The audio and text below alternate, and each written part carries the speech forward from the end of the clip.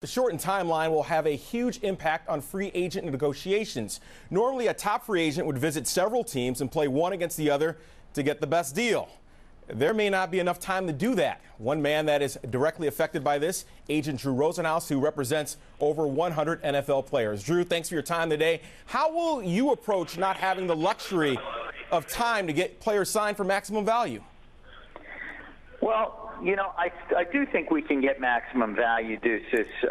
While there is a sense of urgency to get your guys signed in time for training camp, you know, you're certainly going to prioritize getting the best deal and security before the timing element. You know, the guys have waited for 4 years who are free agents, in some cases 5 years and 6 years. And you know, I just won't take any deal because the guy wants to get, you know, to camp on time. I mean, we're going to approach this the same way, and we're going to make sure that we get a fair deal, and then guys will go to training camp. It's not going to be possible to get all your players signed in time for the start of training camp, Deuces. So, you know, certainly we're going to go about it in a very methodical way, and you know, we'll have a sense of urgency, but we won't be rushed into anything. Do you get the sense that when you have a free agent visit a team that they're going to try to not let him even leave the building and try to get him signed quickly?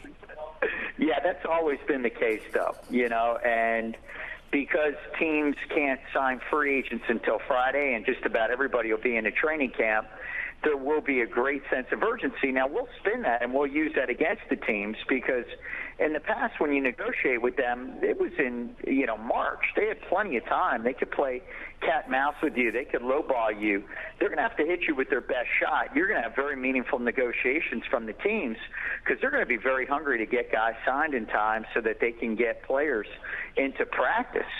So it's a great deal for the agents, too, because we're going to be dealing with teams who are going to really be intense and operating with a sense of urgency. Drew, you represent Plexico Burress, who's looking to make a return to the NFL after spending nearly 2 years in prison. What kind of interest might Plexico draw?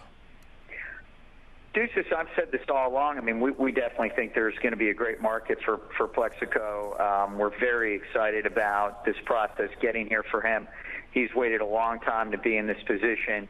I've certainly been not permitted to talk to any other teams, but I can promise you that there will be many teams interested in signing him, and he will be one of the guys that signs shortly after free agency begins on Friday.